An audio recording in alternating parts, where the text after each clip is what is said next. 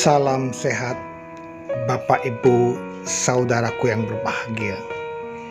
Sebagai umat Buddha, kita menyatakan perlindungan kepada Tri Ratna dengan memanjatkan Parita Tisarana. Budang saranang gacchami, Dhammang saranang gacchami, Sanggang saranang gacchami, Dutiyampi budang saranang gacchami, Dutiyampi dhammang saranang gacchami, Dutiyampi sanggang saranang gacchami, Tatiyampi budang saranang gacchami, Tatiyampi dhammang saranang gacchami, Tatiyampi sanggang saranang gacchami. Kita menyatakan diri berlindung kepada Buddha, Dharma, dan Sangha. Baik, untuk mengawalinya, saya akan mengutip kitab suci Dhammapada syair 276. Engkau sendirilah yang harus berusaha. Sang Tathagata hanya penunjuk jalan. Bapak Ibu yang berbahagia, Buddha telah mengajarkan dharma yang diperolehnya. Dharma yang beliau ajarkan indah pada mulanya, indah pada pertengahannya, dan indah pada akhirnya. Secara bertahap, Buddha mengajak siswanya untuk menghindari dua hal ekstrim, yaitu menghindari hidup berfoya-foya dan bertapa menyiksa diri.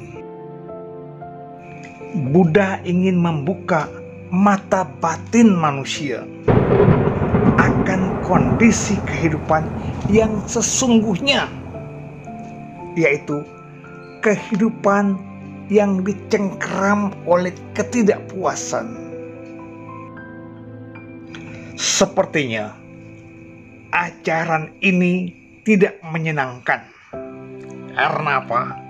Karena umumnya manusia ingin mendengarkan ajaran yang menyenangkan, yang bisa menyenangkan nafsu-nafsu indrianya.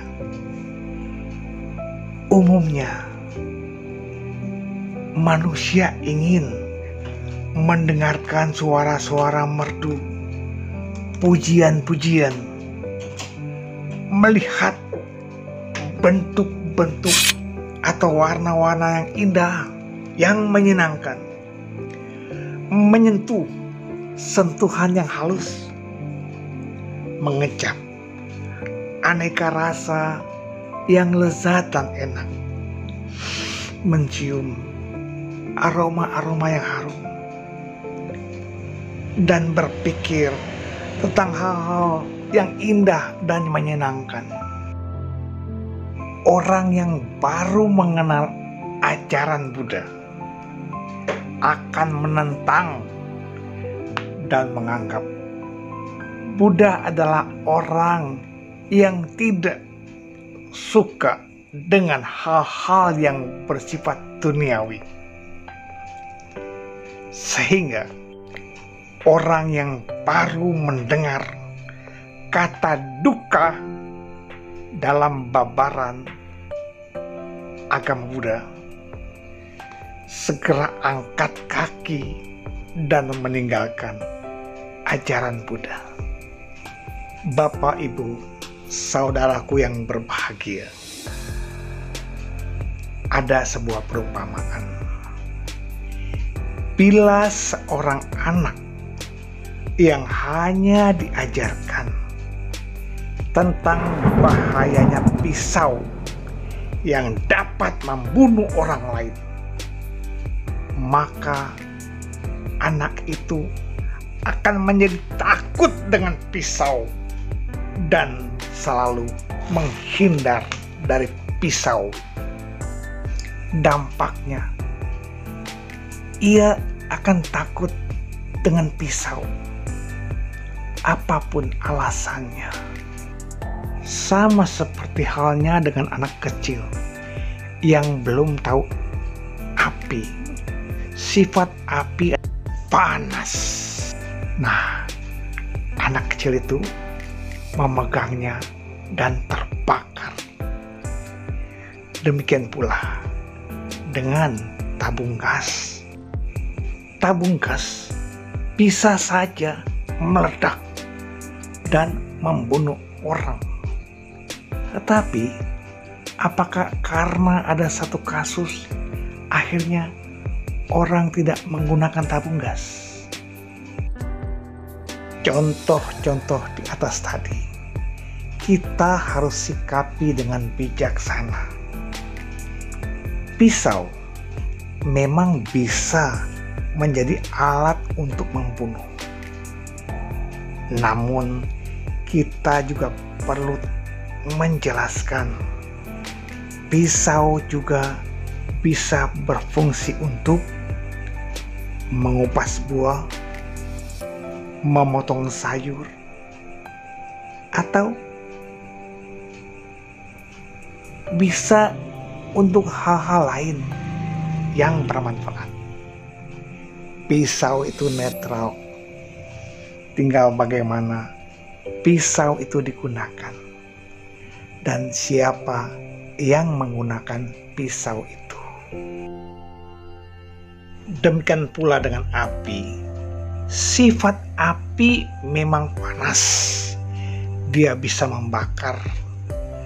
Namun manusia bisa menggunakan api itu untuk memasak makanan atau memasak air, hal yang bermanfaat ya. Jadi kita bisa melihat dari dua sisi. Tapi ingat,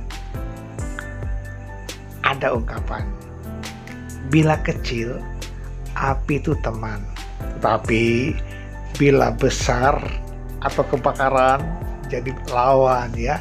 Hati-hatilah dalam menggunakannya. Bapak Ibu yang berbahagia, demikian pula dengan tabung gas.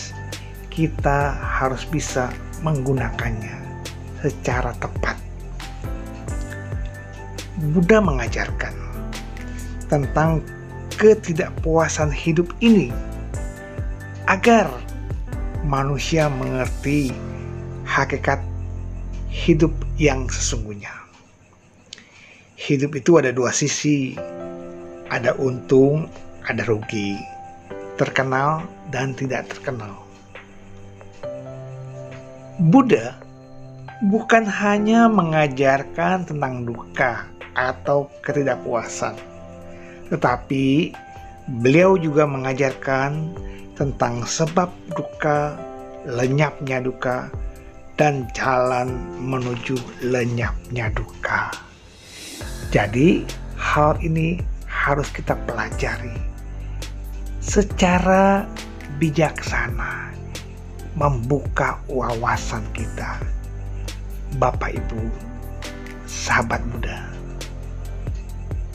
para pelajar Buddhis, ayo mari kita gali, kita kembangkan kembali, gali lagi apa yang pernah kita pelajari waktu di bangku sekolah, baik SD, SMP, SMA, ataupun di perguruan tinggi. Ayo kita gali. Buddha telah mengajarkan kita tentang jalan mulia berwas 8 untuk membebaskan dari duka, metta, karuna, mudita, upeka, hukum-hukum kesunyataan, dan lain-lain.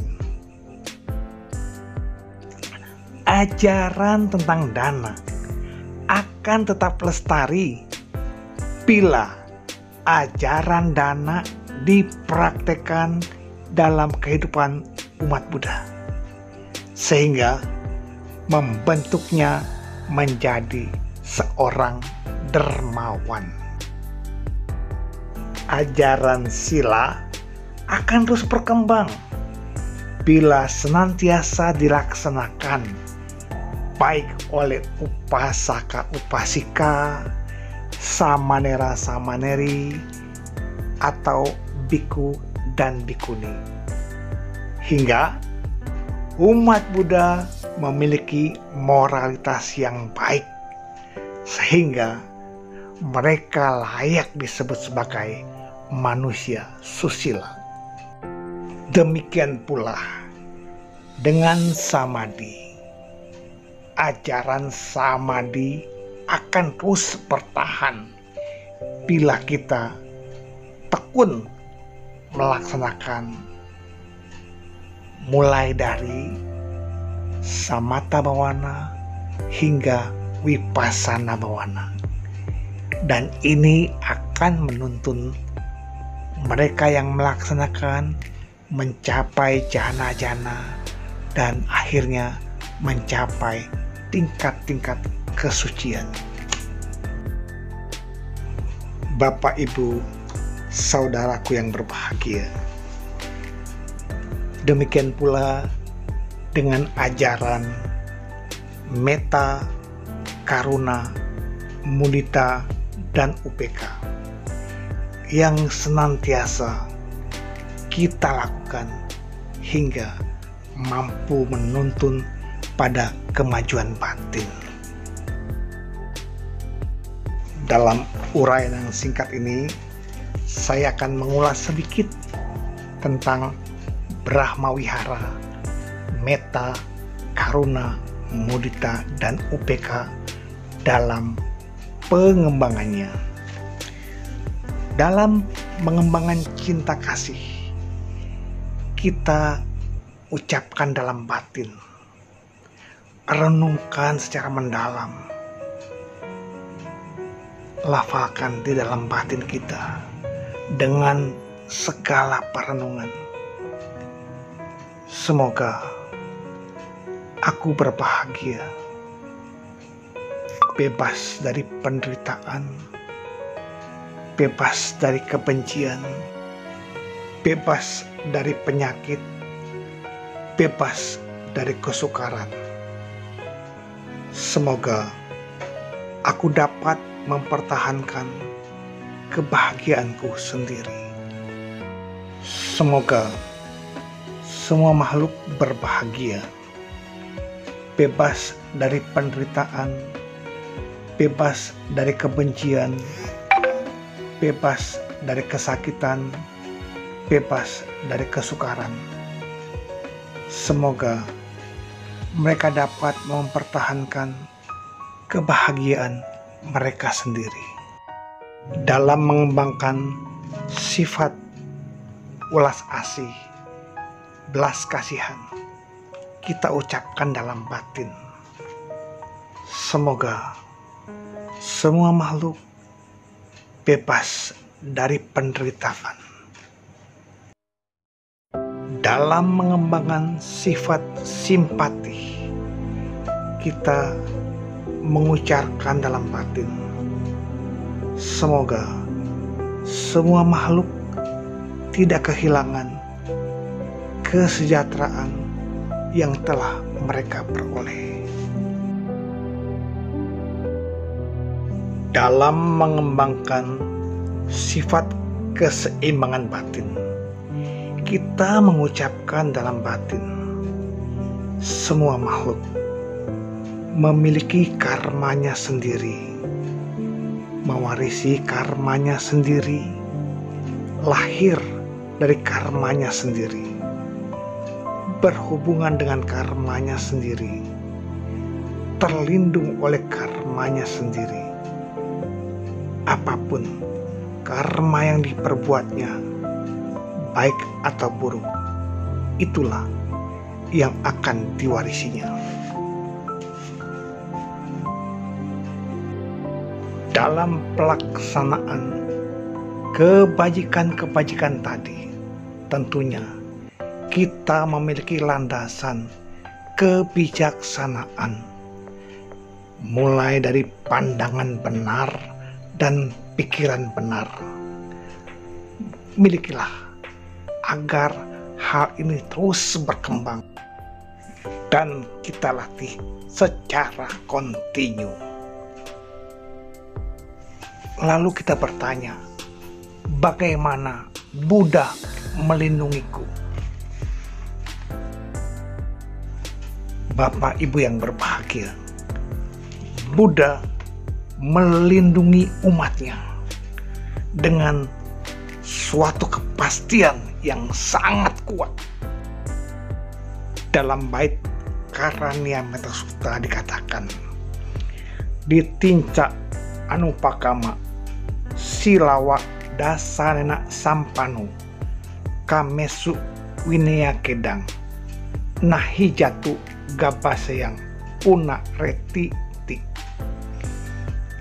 Artinya, ia yang mengembangkan cinta kasih tidak berpandangan salah, teguh dalam sila, dan berpengetahuan sempurna,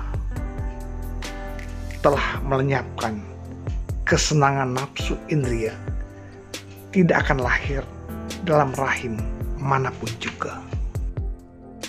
Dalam bimbingan pelaksanaan Pancasila Buddhis, Buddha mengatakan, imani Pancasika padani, silena sugating yanti, silena boga sampada, silena nibuting yanti, tasma silang wisodaye. Yang berarti, ini adalah 5 pelatihan sila. Dengan merawat sila, tercapai alam bahagia. Dengan merawat sila, diperoleh kekayaan lahir dan batin. Dengan merawat sila, tercapai padamnya kilesa. Oleh karena itu, rawatlah sila dengan sempurna. Dharma akan menjadi pelindung bagi orang yang melaksanakannya. Oleh karena itu, coba kita buka kembali inti sari ajaran Buddha. Janganlah berbuat jahat, tambahkan kebajikan, sucikan hati dan pikiran. Semoga ajaran ini bisa kita laksanakan dalam kehidupan sehari-hari. Semoga paparan Dharma yang singkat ini bermanfaat buat kita semua. Sapi sata bawantu sukitata. Semoga semua makhluk hidup berbahagia. Sadu, sadu, sadu.